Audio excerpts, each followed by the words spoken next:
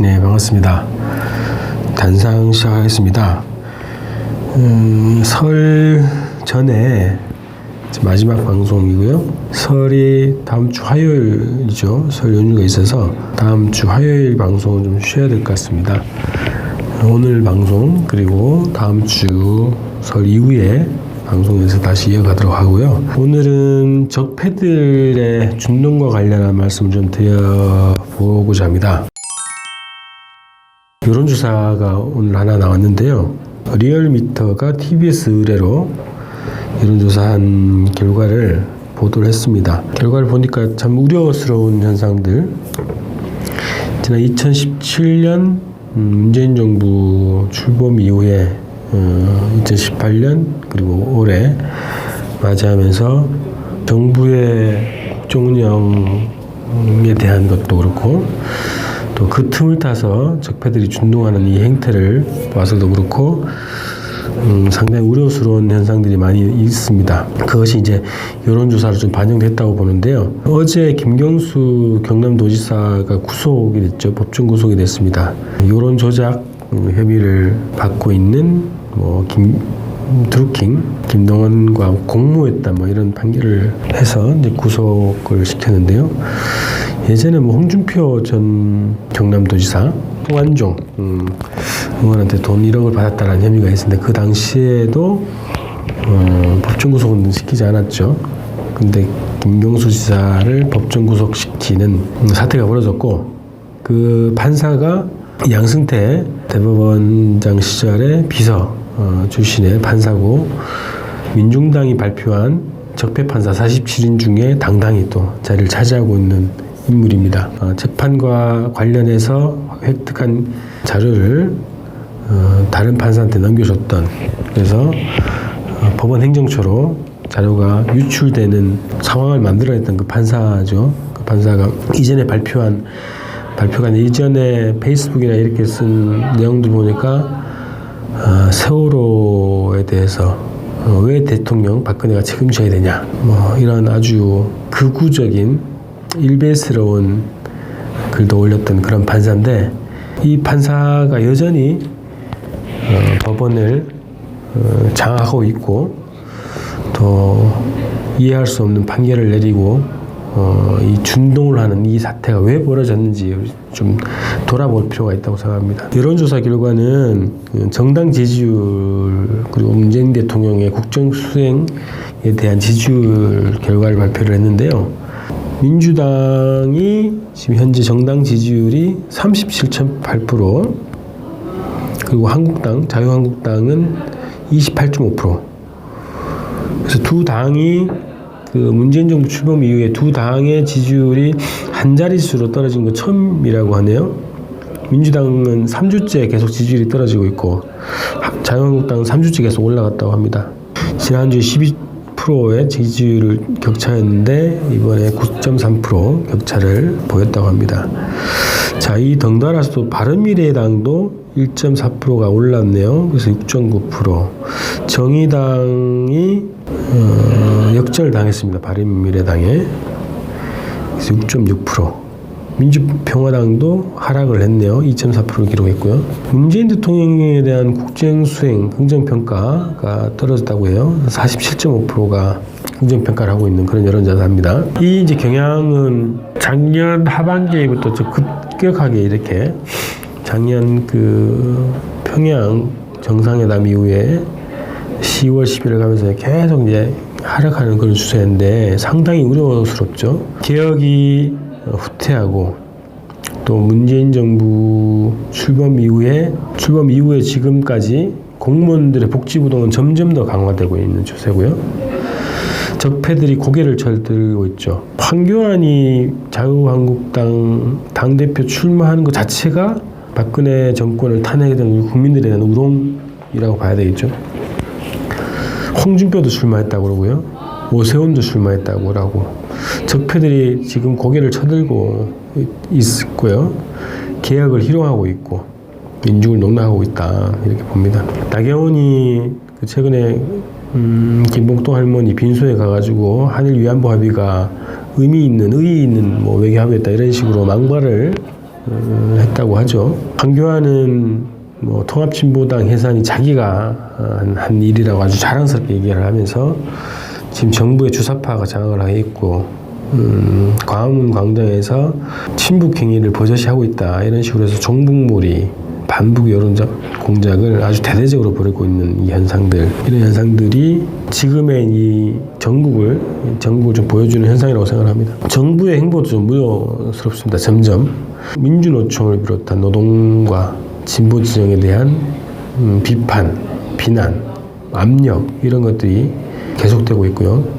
친재벌, 친자본 정책이 정말 우려스러울 정도로 가속화되고 있다. 재벌 총수들과 뭐 티타임도 갖고 모임을 하면서 투자, 민간 투자, 그리고 일자리 확대라고 하는 그런 흔히 보아오던 그런 행보들을 또 똑같이 하고 있는데 이전보다 더 자주 만나서 이런 행보를 걷는 것 같습니다.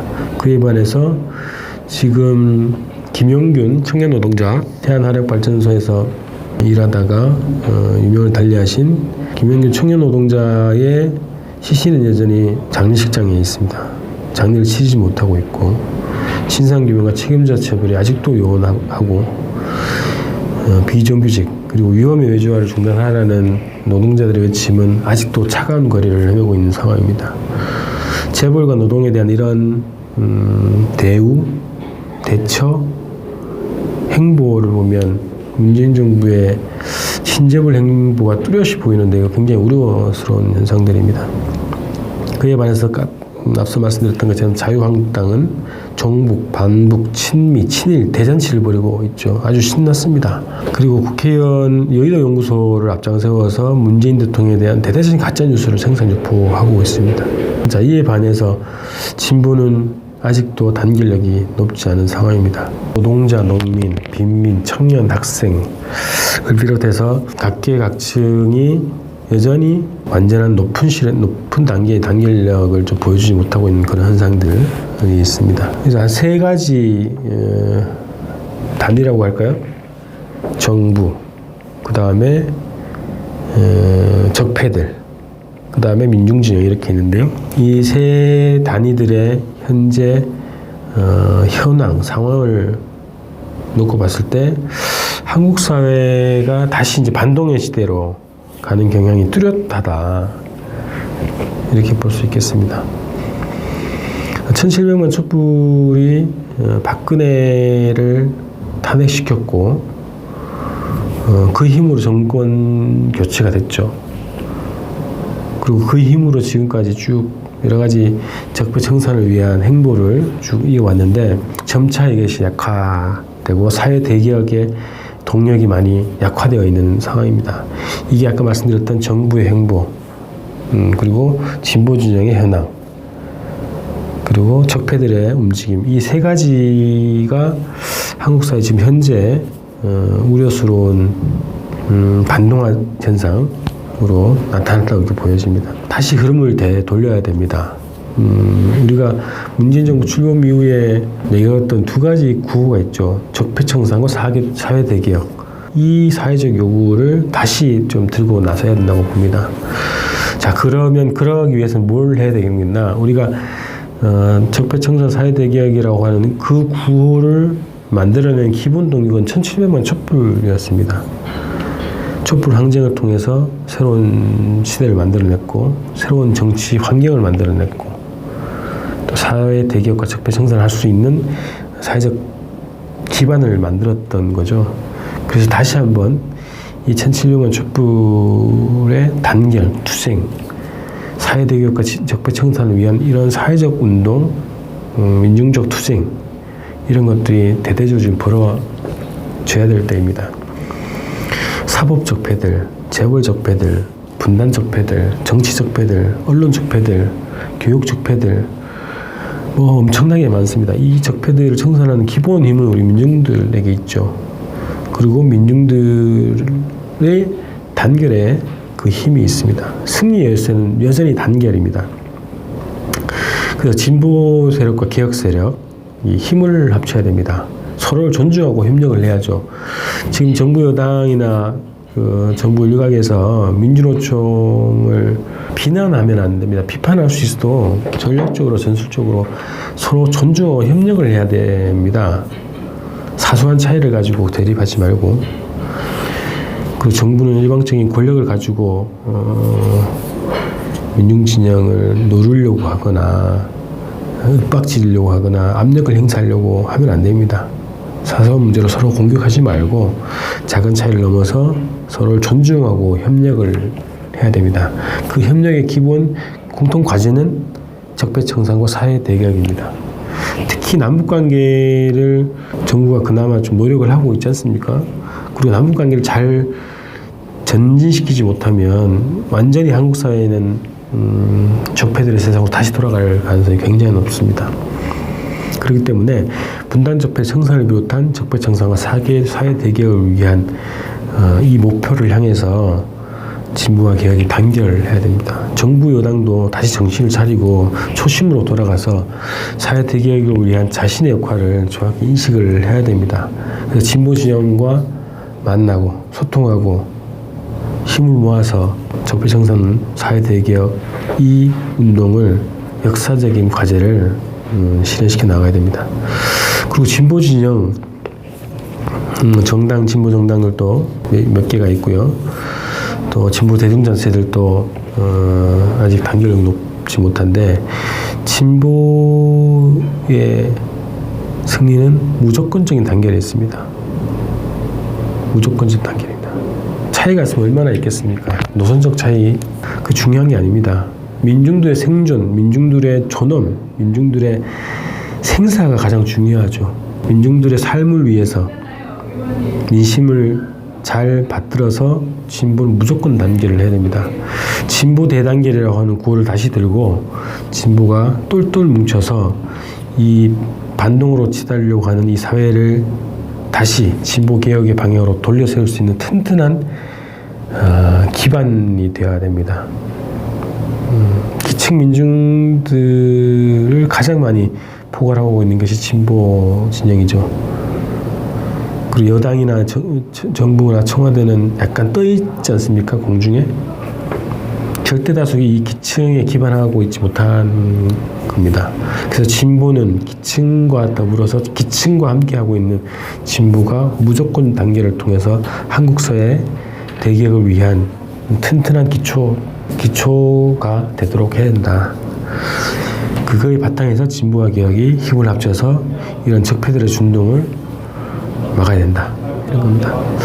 그리고 정세는 현재 우리 한국 사회는 굉장히 복잡하고 어렵게 돌아가고 있지만 전반적인 이 한반도 정세는 굉장히 중요하게 유리하게 돌아가고 있습니다.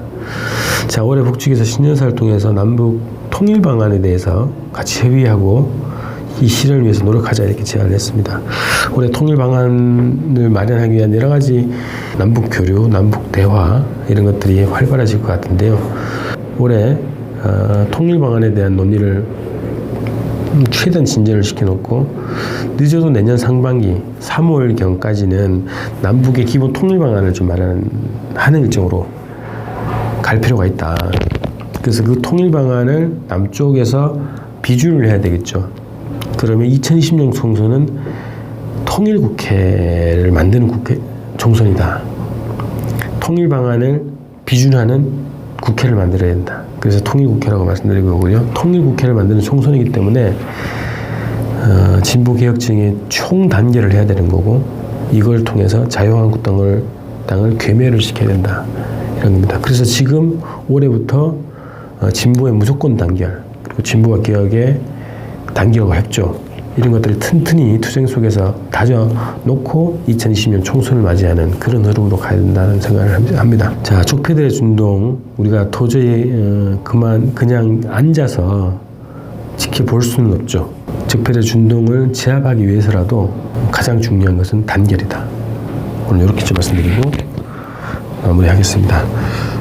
설 명절 잘 보내시고 설 이후에 다시 뵙겠습니다. 고맙습니다.